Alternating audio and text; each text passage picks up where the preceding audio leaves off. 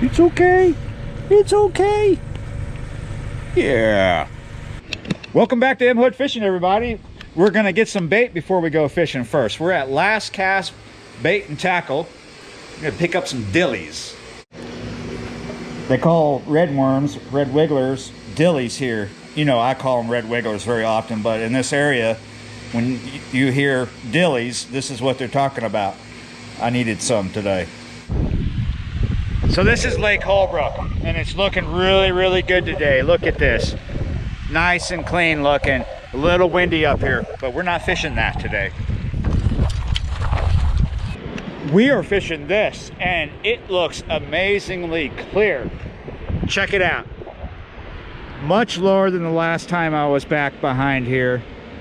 So it's really clear. You can actually see the fish. Now, right in here, coming over this way, it's deep and it shallows up over there, and then it's not too deep over there, but it'll hold fish past a little bit of a wall that we'll show you later.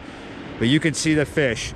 So we're gonna do a bunch of different things. We're gonna do multi-species mixed methods today, and I think Billy from Last Cast is gonna join us later on. And if you want to know how to get to the bait shop, Last Cast Bait and Tackle, to pick up some bait like I did today on your way to go fishing out this way, there's a link to their Facebook page down in the description. Check it out. All right, let's get it going. You guys think I brought enough soft plastics? Well, if you think that's enough, then you're wrong, because here's some right here, and I think here's the third bag right there. First things first, let's start out with panfish. We need a piece of cut bait. Here we have about half of a red wiggler or a dilly, and we're gonna just kind of thread it up onto this size 8 Aberdeen here. I'm gonna fish this on 4-pound test underneath a cork, and right now we're pretty generous with our depth, with a little around 3 feet.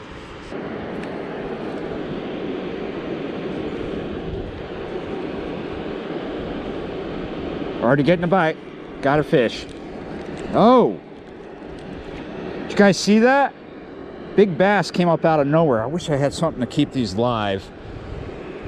I tell you what. I tell you what.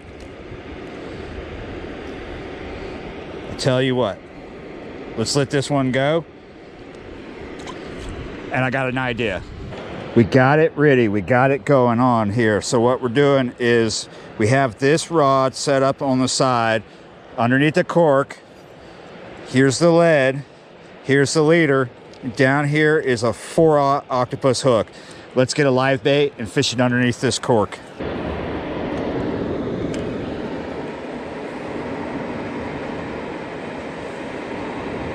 I can see the fish over there. Oh, there's a bunch of them around my worm. Any second. I think one's got me now. Here we go. Got us a little live bait. All right, little bluegill. Let's see what we can get with that. We are going to try hooking through the lips. Both of them, just like that. I am not going to throw this right where I was catching the bluegill. I want to put it in the middle, about right there, and let the current slowly drift it, because all the predator fish that were striking or doing follow-ups on the gill are hanging out in that deeper. Look at that. Oh, that's just the bait.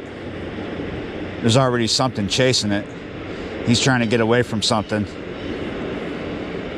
See, that bait is instinctively running for the rocks to find a place to hide. We don't want him going to ground like that. We don't want him finding a hidey hole. We want to keep him out in the open and visible for a predator. Put him right there for now. Look at him freaking out. It's like I just threw him into the snake pit. Let's put this bait over here in the bigger area that's deep. There's probably a lot more predators over there. I saw some big fish when I first walked up, hanging out in here. Give that a little slack. I'm gonna put this right down here in my curly Q rod holder. So tempted, so tempted. I can't pass it by. I gotta throw a senko. Choosing a watermelon red senko today for back here. I'm keeping my rod tip up high today and just creeping this senko along, picking it up and let it drop, wait, creep it along a little bit, fishing it really slow. I'm watching the line. For the most part, I can see the line fairly well, except for when the sun gets in my eyes. Being a line watcher is really important when you're fishing the Senko weightless like this. And the current is moving it as well. That's why I'm trying to fish it really slow, because the current's doing some of the work for me. When I feel the bite, I'm gonna have to drop down because I'm not in a good position to strike with the rod tip up this high, but I'm in a good position to work this Senko, keeping the rod tip up like this.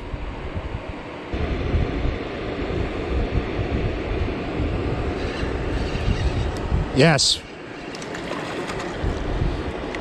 Just a little guy. Look at that. He came up out of nowhere, out from under a rock. Haha. Yeah, you're right. Nice looking too, huh? That's a really pretty little bass. Here you go, buddy. Oh! Did he get me? Yeah. Not very big, again. Right as it hit the water, he grabbed it. Amazing. Nice. All right, guy. There you go.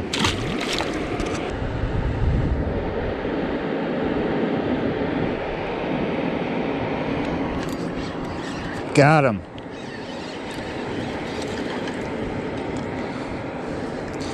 Another little guy. Well, that's 3 fish in a row. That might be one of the first ones, but he looks, don't he look familiar? Yeah, you're right. All right, little guy, see you later. So far, I'm getting bored because I'm just catching little bass, and I haven't had anything really attack the live bait though. Oh, is that about to happen? Let's see what we can get with a bobby garland under a cork. We're gonna fish it about 1.5 foot under this cork. Oh. Man, as soon as it hit the water, the cork started going under. Something hitting that bobby garland. I'm not even really doing anything. Little things hitting me left and right. Live bait under the cork was not working out. So let's see what cut bait on the bottom it will do. Just gotta be a bowfin here, let me tell you. Oh! Whoa, did you guys see that? Something tried to eat the cork again over there. Oh, look at that. Whoa, we're getting a bite on the cut bait finally.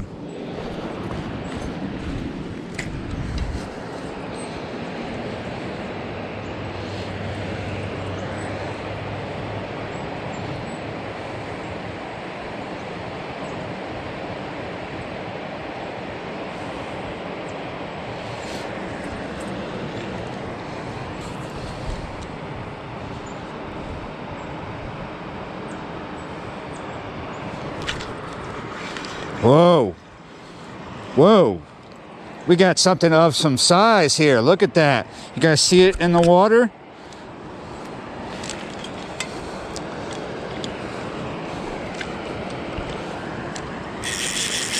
And he is not happy. Look at that. You thought it was going to be all dink bass and bluegill today, didn't you? Well, let me tell you right now, you were wrong. I was worried about it too, honestly. I got a net somewhere behind me. Oh! Oh! Yeah, maybe it is going to be dink bass today because he just spit that hook. Missed though. You missed me, buddy. Yeah, spit it. It is way too early in the session for me to get super upset about losing that fish because there's a lot of time left. I'm going to get some more bait. And this is not a very big pool. So he's just right here still. And there's another one. I just saw one over there. It may have been him. I've got the bluegill head out there right now. But I need to get a bait to back up with. Here we go. Yeah, you're right. I want to take a quick little bit of time here to share with you why I do videos like this. I like to catch all kinds of different fish, and when I go to places, I never know what actually is going to be hot, what's going to be on fire. And sometimes I get bored with doing one thing. You know, I want to have 2 rods out, two rods in the fire. I can only fish 2 rods in this state at one time, but I'll bring what I need. So today, as you see, I've brought a medium rod for fishing cut bait on the bottom to cover catfish. Now I chose this ugly stick here. It's a medium heavy and it has 20-pound braid on it.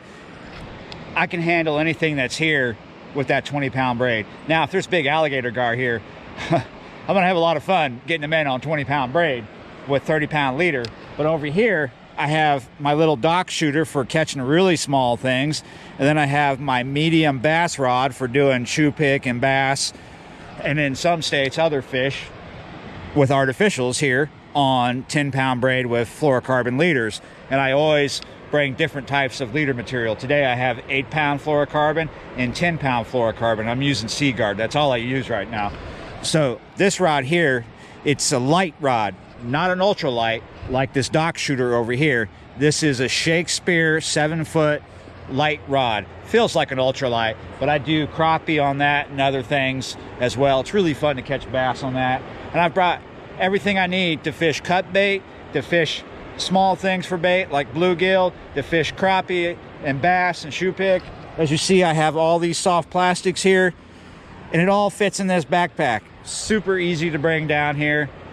That way I have everything covered, because everybody hates it. Well, not everybody, but a lot of people don't like it when I do bass back to back. And I like catching bass, but I also like catching shoe pick. I like catching catfish. I like catching bluegill. I like to do videos like this so I cover all my bases. And sometimes when you go to a place, you just don't know what to expect. It's really easy to cover all your bases without, bringing the whole living room down there. It doesn't take much. Just figure it out. Maybe pack a little too much, but just enough to where you're not going to get tired out walking down to wherever you're fishing. Pack it in and pack it out. Yeah, you're right. Let's catch more fish.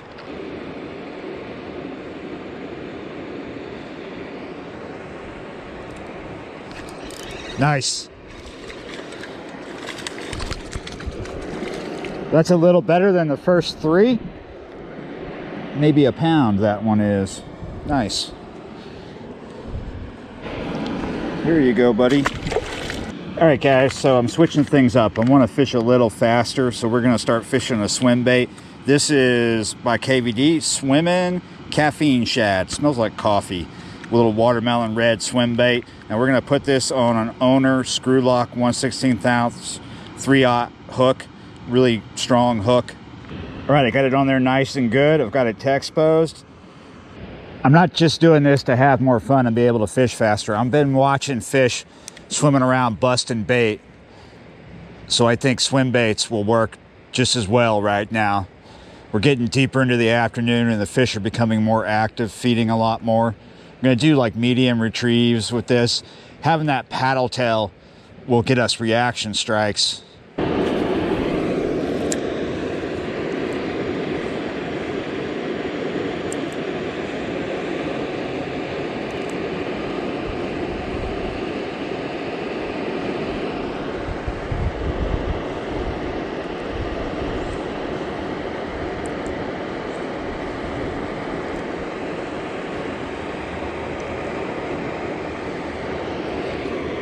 Yes.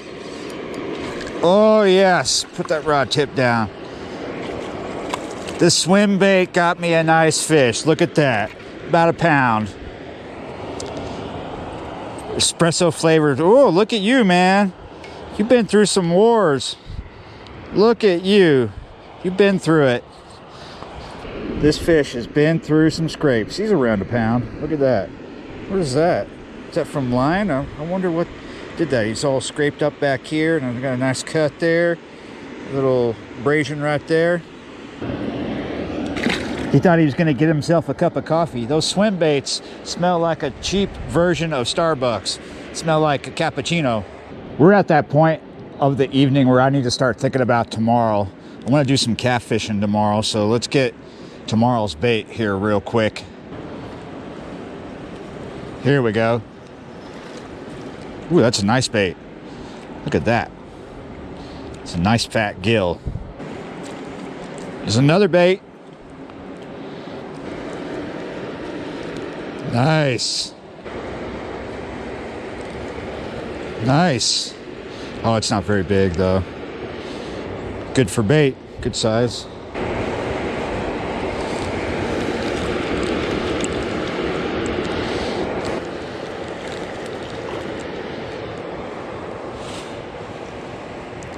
Another nice one for bait.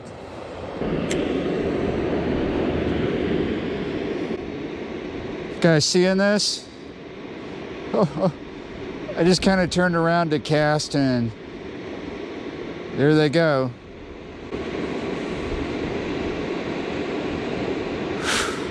Pigs. Man, for the past 10 minutes before they showed up right there, I was hearing sticks breaking back behind me in the woods. Thought it was Billy walking up. I kept looking behind me and I didn't see anybody. And all of a sudden I went to cast a senko and I was like, oh, that's what that is. There's a lot of pigs here. You get used to it after a while, but when one comes out of the woods about the size of a Volkswagen Beetle,